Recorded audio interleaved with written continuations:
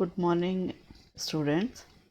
आज हम पढ़ेंगे कविता एक फूल की चाह, जिसके कवि सिया राम शरण गुप्त हैं। तो चलिए सबसे पहले कवि का परिचय जान लेते हैं। सिया राम शरण गुप्त का जन्म 4 सितंबर 1895 को सेठ रामचरण कनकने के परिवार में चिरगांव झांसी में हुआ था। राष्ट्रकवि मैथिली शरण गुप्त इनके बड़े भाई थे। इनके पिता भी कविताएं लिखा करते थे। इसी कारणवश इन्हें घर में ही कविता पाठ की शिक्षा मिली। प्रारंभिक शिक्षा पूरी करने के बाद उन्होंने घर में ही गुजराती, अंग्रेजी और उर्दू भाषा सीखी।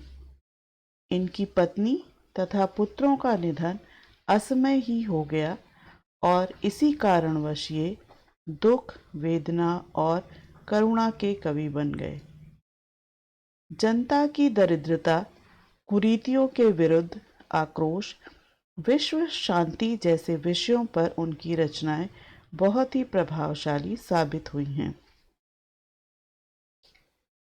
जीवन के प्रति करुणा का भाव जिस सहज और प्रत्यक्ष रूप से गुप्त जी ने अपने काव्यों में दिखाया है, वह बड़ा ही मार्मिक है। उन्हें दीर्घकालीन साहित्य सेवाओं के लिए सन 1962 में सरस्वती हीरक जयंती के अवसर पर सम्मानित किया गया। 1941 में उन्हें नागरिक प्रचारणी सभा वाराणसी द्वारा सुधाकर पदक प्रदान किया गया। उनकी कुछ प्रमुख कृतियाँ मौर्य विजय, आद्रा, पाथेय, मृण्मय, उन्मुक्त, आत्मोत्सर्ग, दूर्वादल और नकुल हैं। आपके पाठ्यपुस्तक स्पर्श में इनकी कविता एक फूल की चाह संकलित है। यह इनकी एक लंबी और प्रसिद्ध कविता है और इस पाठ में उसी कविता का एक अंश दिया गया है। यह जो कविता है, यह छुआछूत की समस्या पर केंद्रित है और एक पूरी कहानी की तरह है। इसमें एक कन्या है जो मरणासन्न है और उसके मन में यह इच्छा उठती है कि काश देवी के चरणों में अर्पित किया हुआ एक फूल लाकर कोई उसे दे देता। कन्या के पिता ने बेटी की मनोकामना पूरी करने का बीड़ा उठाया। वह देवी के मंदिर में जा पहुंचा, देवी की आराधना भी की, पर उसके बाद भी वह देवी की भक्तों की नज़रों में खटकने लगा। ऐसा क्यों हुआ? ऐसा इसलिए हुआ क्योंकि वह अछूत था। तो इस कविता में इस बात को स्पष्ट किया गया है कि मानव मात्र को एक समान मानने की नसीहत देने वाली देवी के सवर्ण भक्तों ने उस विवश, लाचार, आकांक्षी मगर अछूत पिता के साथ कैसा सलूक किया। क्या वह अपनी बेटी को फूल लाकर दे सका? यह इस कविता में स्पष्ट है और यह आपको इस कविता को पढ़कर ही ज्ञात होगा। तो चलिए पढ़ते हैं कविता की पंक्तियां। उद्वेलित कर अश्रुराशियां, हृदय चिताएं धधकाकर, महामारी प्रचंड हो फैल रही थी इधर उधर। क्षीण कंठ मृत वत्साओं का करुण रुदन दुर्दांत नितांत, भरे हुए था निज कृश रव में हाहाकार अपार अशांत। तो चलिए देखते हैं इस कविता का भावार्थ। तो इस कविता में कवि ने उस वक्त फैली हुई महामारी के बारे में बताया है। उस समय गांव में बहुत महामारी फैली हुई थी और उस महामारी की चपेट में आकर अनेक लोग काल के ग्रास बन रहे थे। इससे लोगों की आंखों में आंसू आकर उन्हें भाव विवहल कर रहे थे तथा अत्यंत दुख के कारण ऐसा लग रहा था जैसे कि उनके हृदय में चिताएं जल रही हों। उस समय गांव में महामारी प्रचंड रूप से फैल रही थी और जिन माँओं की संतान इस महामारी के कारण मर गई थी, उनकी आंखों से आंसुओं की झड़ी लगी थी। अर्थात उनके आंसू रुक ही नहीं रहे थे। उनका करुण रुदन अत्यंत हृदय विदारक था, जिसे दबाना या रोक पाना बहुत कठिन था। उनके कंठों से निकलने वाला स्वर अत्यंत क्षीण था, किंतु उस कमजोर पड़ चुके स्वर में भी अपार अशांति सुनाई दे रही थी। कविता की अगली पंक्तियां हैं। बहुत रोकता था सुखिया को, ना जा खेलने को बाहर, नहीं खेलना रुकता उसका, नहीं ठहरती वह पल भर। मेरा हृदय कांप उठता था, बाहर गई निहार उसे, यही मनाता था कि बचा लूं किसी भांत इस बार उसे। पूरा गांव महामारी की चपेट में था और अधिकतर बच्चे महामारी से ग्रस्त होकर मृत्यु की गोद में समा रहे थे। कवि कहते हैं कि इस कविता का मुख्य पात्र पिता अपनी बेटी, जिसका नाम सुखिया था, को बार बार बाहर जाने से रोकता था, लेकिन सुखिया का ना तो खेलना एक पल के रुकता था और ना ही वह घर के अंदर टिकती थी। पिता जब भी अपनी बेटी को बाहर जाते हुए देखता था तो उसका हृदय डर के मारे कांप उठता था कि कहीं सुखिया भी महामारी की चपेट में ना आ जाए। वह यही सोचता, मनौती मनाता रहता था कि किसी भी तरह से इस बार अपनी बेटी को उस महामारी के प्रकोप से वह बचा ले। कविता की अगली पंक्तियां हैं। भीतर जो डर रहा छिपाए, हाय वही बाहर आया, एक दिवस सुखिया के तनु को ताप तप्त मैंने पाया। ज्वर में विह्वल हो बोली वह, क्या जानू किस डर से डर, मुझको देवी के प्रसाद का एक फूल ही दो लाकर। इन पंक्तियों में सुखिया के जो पिता हैं वो स्वतः सोचते हुए कहते हैं कि मेरे मन में जिस बात का डर छुपा हुआ था कि उसकी बेटी को कहीं महामारी ना हो जाए, एक दिन वही भय सामने आ गया और एक दिन उसने सुखिया के शरीर को बुखार से तपते हुए पाया। बुखार में बेचैन होकर उस बच्ची ने ना जाने किस अनजाने डर से भयभीत होकर अपने पिता से देवी माँ के प्रसाद का एक फूल लाकर देने की इच्छा प्रकट की, अर्थात वह देवी माँ के चरणों में चढ़ा हुआ फूल चाहती थी। अगली पंक्तियां हैं। क्रमशः कंठ क्षीण हो आया, शिथिल हुए अव्यय सारे, बैठा था नौ नौ उपाय की, चिंता में मैं मन मारे।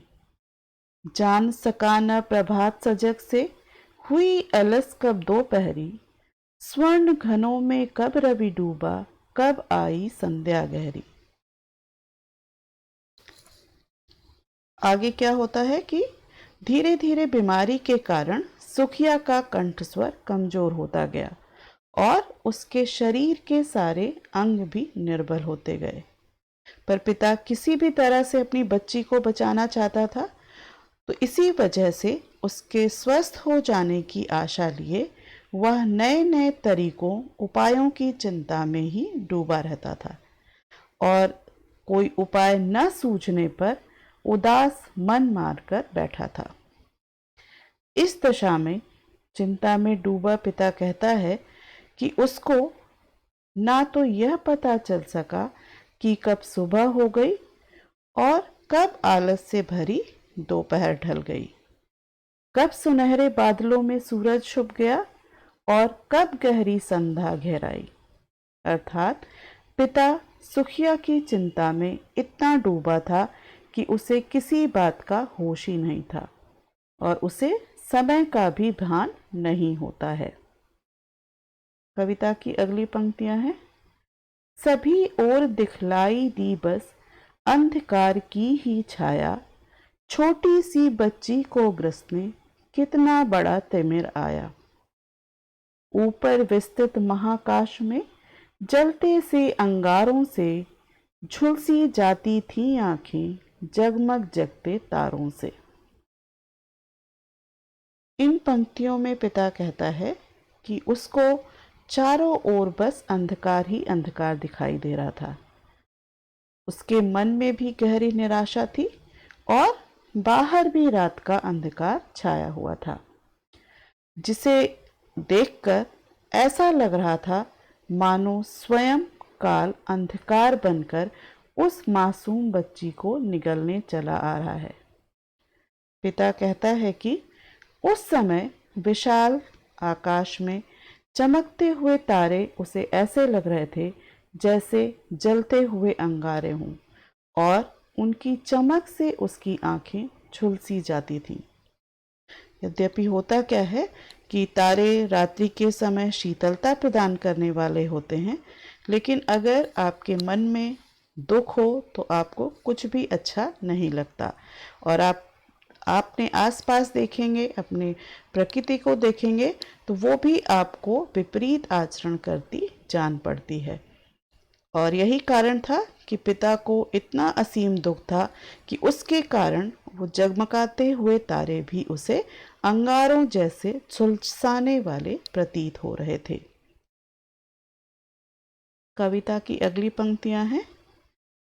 देख रहा था जो सोए स्थिर हो, नहीं बैठती थी क्षण भर, हाय वही चुपचाप पड़ी थी अटल शांति सी धारण कर। सुनना वही चाहता था मैं, उसे स्वयं ही उकसा कर, मुझको देवी के प्रसाद का एक फूल ही तोला कर। इन पंक्तियों में पिता कहता है कि सुखिया ज्वर से पीड़ित होकर चुपचाप पड़ी थी, जिसे देखकर पिता ने कहा कि मैं देख रहा था कि जो बच्ची कभी भी एक जगह शांति से नहीं बैठती थी, वही आज अटल शांति धारण किए चुपचाप पड़ी हुई थी। और पिता कहता है कि मैं स्वयं उसे बार बार उकसाकर उसके मुख से एक बार फिर से वही सुनने को व्याकुल था कि वह कहे कि देवी माँ के प्रसाद का एक फूल ही ला कर दो। अर्थात उस समय वो बच्ची जो इतनी हंसमुख थी, हमेशा खेलती कूदती रहती थी, ज्वर से पीड़ित होकर बिल्कुल चुपचाप पड़ी हुई थी और उसका पिता बार बार उसे झकझोरता था, बार बार उसे उकसाता था कि काश वो कुछ तो बोल दे, कम से कम वो फिर से ये कह दे कि उसे देवी माँ के प्रसाद का एक फूल ही ला कर दो। यहाँ पर एक लाचार और विवश पिता का वर्णन है, जो अपनी पुत्री को इस तरह से मरणासन स्थिति में देखकर बहुत परेशान होता है और उसे समझ में नहीं आता कि वो अपनी पुत्री का कैसे इलाज करे, उसको कैसे स्वस्थ करे। कविता की अगली पंक्तियां हैं। ऊंचे शैल शिखर के ऊपर मंदिर था विस्तीर्ण विशाल, स्वर्ण कलश सरसिज विहसित थे, पाकर समुदित रवि कलश जाल। दीप धूप से आमोदित था मंदिर का आंगन सारा, गूंज रही थी भीतर बाहर मुखरित उत्सव की धारा। इन पंक्तियों में कवि ने मंदिर का वर्णन करते हुए कहा है कि अपनी मरणासन्न बेटी की अंतिम इच्छा पूरी करने के उद्देश्य से पिता माँ के प्रसाद का फूल लाने के लिए प्रातः स्नान आदि करके स्वच्छ वस्त्र धारण कर मंदिर की ओर चल देता है और वहां जाकर वह देखता है कि पहाड़ की ऊंची चोटी के ऊपर दूर दूर तक एक फैला हुआ विशाल मंदिर था और उस मंदिर के जो स्वर्ण कलश थे ऐसे सुशोभित हो रहे थे मानो सूर्य की किरणों को पाकर सोने के कमल खिल रहे हों। और मंदिर का जो आंगन था वो धूप और दीपकों की खुशबू से महक रहा था और मंदिर के अंदर और बाहर इस तरह का माहौल था जिसे देखकर लग रहा था कि जैसे वहां कोई उत्सव हो। भक्त वृंद मृदु मधुर कंठ से गाते थे सभक्ति मुदमय, पतित तारिणी पाप हारिणी माता तेरी जय जय जय।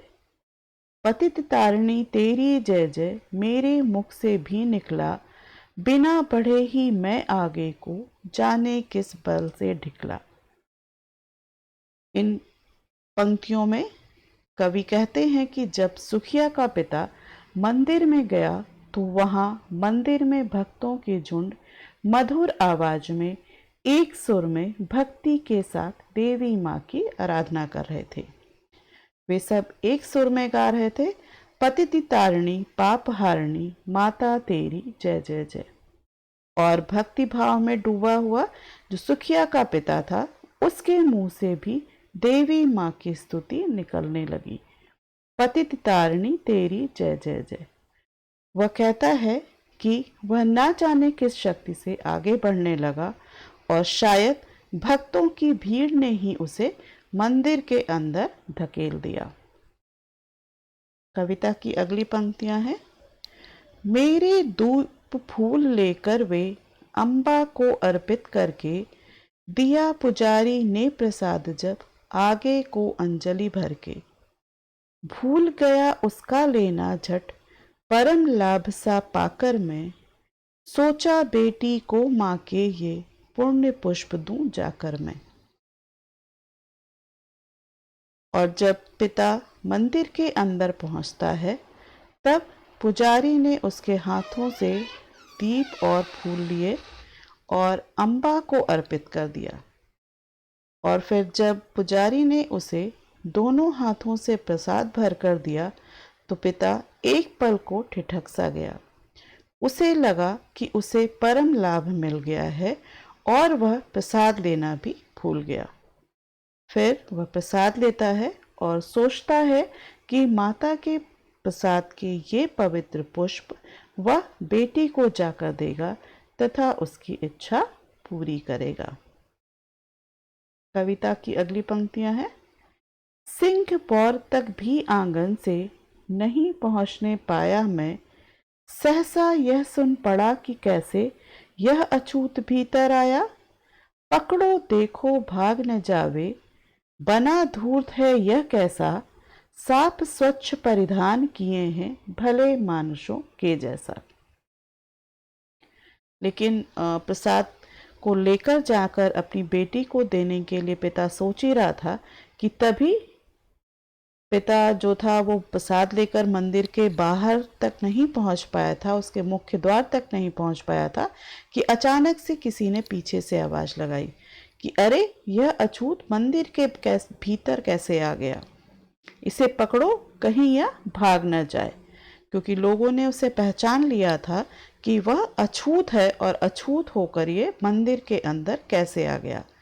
क्योंकि उस समय की परिपाटी ये थी कि अछूतों को मंदिर के अंदर प्रवेश करने नहीं दिया जाता था। लोगों ने कहना शुरू किया कि यह कितना धूर्त है जो सज्जनों की तरह साफ स्वच्छ कपड़े पहनकर मंदिर में घुस आया है ताकि इसे कोई पहचान न सके। पापी ने मंदिर में घुसकर किया अनर्थ बड़ा भारी, कलुषित कर दी है मंदिर की चिरकालिक शुचिता सारी। है क्या मेरा कलुष बड़ा है देवी की गरिमा से भी, किसी बात में हूं मैं आगे माता की महिमा के भी।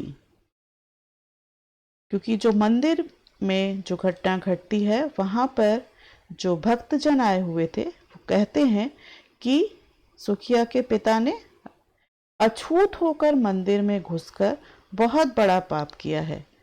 उसका उन सबका कहना था कि उसने मंदिर में आकर बहुत बड़ा अनर्थ किया है और मंदिर की पुरातन काल से चली आ रही पवित्रता को नष्ट कर दिया है। और जब अछूत पिता ने यह सुना तो वह बिल्कुल अवाक हो जाता है, भौचक्का हो जाता है और सोचने लगता है कि क्या देवी माँ के गौरव के सम्मुख मेरा मंदिर में आने का पाप बड़ा है। मेरा अछूत होना क्या इतना बड़ा अपराध है? क्या मैं किसी बात में माता की महिमा से भी बढ़कर हूं? माँ के भक्त हुए तुम कैसे करके यह विचार खोटा, माँ के सम्मुख ही माँ का तुम गौरव करते हो छोटा। कुछ न सुना भक्तों ने झट से मुझे घेर कर पकड़ लिया, मार मार कर मुक्के घूंसे थम से नीचे गिरा दिया। और फिर पिता ने जब भक्तों से ये कहा कि उसके मंदिर में आने से मंदिर अशुद्ध हो गया है, इस तरह का तुच्छ और खोटे विचार यदि तुम सबके मन में है तो तुम सब माता के भक्त कैसे हो सकते हो।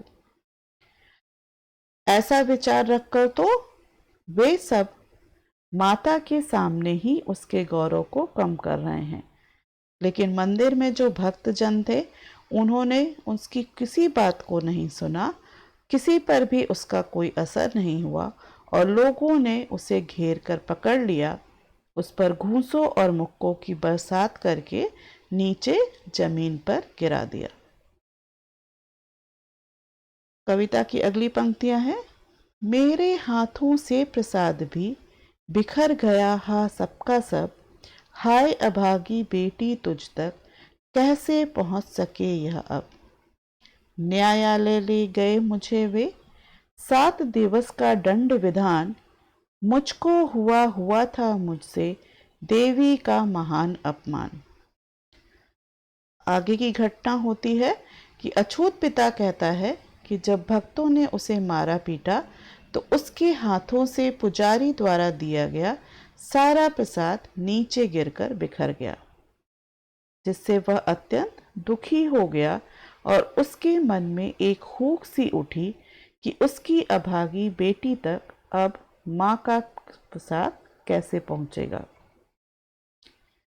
और इधर भक्तगण जो थे उसे पकड़कर न्यायालय ले गए और जहां उसे अछूत होकर मंदिर में घुसकर देवी का अपमान करने के अपराध के कारण 7 दिन के कारावास की कठोर सजा सुनाई गई।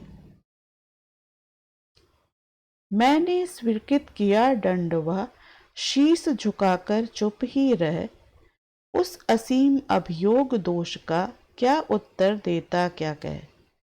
7 रोज ही रहा जेल में या कि वहां सदियां बीती, अविश्रांत बरसा के भी आंखें तनिक नहीं रीती। आगे की घटना का वर्णन करते हुए सुखिया का पिता कहता है कि उसने सिर झुकाकर चुपचाप उस दंड को स्वीकार कर लिया। उसके ऊपर जो इतना बड़ा आरोप लगा था कि वह अछूत होकर मंदिर में घुस आया था, भला वह इस बात का क्या कहकर उत्तर देता। तो इस वजह से उसको 7 दिनों का दंड हुआ और वो जेल चला गया। और अछूत पिता जो था वो जेल में केवल 7 दिनों तक ही रहा, पर उसे ऐसा लग रहा था कि जैसे कई सदियां बीत गई हों। बेटी की याद में वह आंसू बहाता रहा, लेकिन उसकी आंखें बिना रुके बरसने के बाद भी आंसुओं से तनिक भी खाली नहीं हुई थी। दंड भोग कर जब मैं छूटा, पैर न उठते थे घर को, पीछे ठेल रहा था कोई, भय जर्जर तनु पंजर को। पहले की सी लेने मुझको, नहीं दौड़कर आई वह, उलझी हुई खेल में ही हा, अब की दीन दिखाई वह। आगे की घटना का वर्णन करते हुए सुखिया का पिता कहता है कि जब 7 दिनों का कारावास का दंड भोगने के बाद वह जेल से छूटता है तो उसके पैर घर की ओर नहीं उठ रहे थे और उसे ऐसा लग रहा था कि जैसे डर से भरे हुए उसके कमजोर शरीर को कोई पीछे ढकेल रहा था, क्योंकि उसके मन में आशंका थी कि पता नहीं उसकी बेटी के साथ क्या हुआ होगा, तो वो डर के मारे घर की ओर भी नहीं जा पा रहा था। और जब वो किसी प्रकार से घर पहुंचा तो पहले की तरह उसकी बेटी दौड़कर उसे लेने नहीं आई, क्योंकि पहले जब भी वो बाहर से घर आता था तो उसकी बेटी तुरंत दौड़कर आ जाती थी और उसे दरवाजे पर मिल जाती थी। लेकिन इस बार जब वो घर पहुंचा तो उसकी बेटी उसे लेने के लिए दरवाजे पर नहीं आती। तब उसने सोचा कि शायद वह किसी खेल में उलझी होगी। उसने इधर उधर देखा पर वह कहीं खेलती हुई भी उसे दिखाई नहीं देती है। उसे देखने मरघट को ही गया दौड़ता हुआ वहां, मेरे परिचित बंधु प्रथम ही फूंक चुके थे उसे जहां। बुझी पड़ी थी चिता वहां पर, छाती धधक उठी मेरी, हाय फूल सी कोमल बच्ची, हुई राख की थी ढेरी। आगे की घटना का वर्णन करता है पिता कि जब वो घर पहुंचता है तो घर पहुंचने पर उसे सुखिया की मौत का पता चलता है और वह अपनी बच्ची को देखने के लिए सीधा दौड़ता हुआ शमशान पहुंच जाता है, जहां पर उसके परिचितों ने पहले ही उसकी बच्ची का अंतिम संस्कार कर दिया था।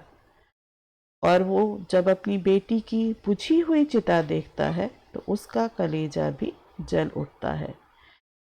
उसे लगता है कि अब उसकी सुंदर फूल सी जो कोमल बच्ची थी वह अब राख के ढेर में बदल चुकी थी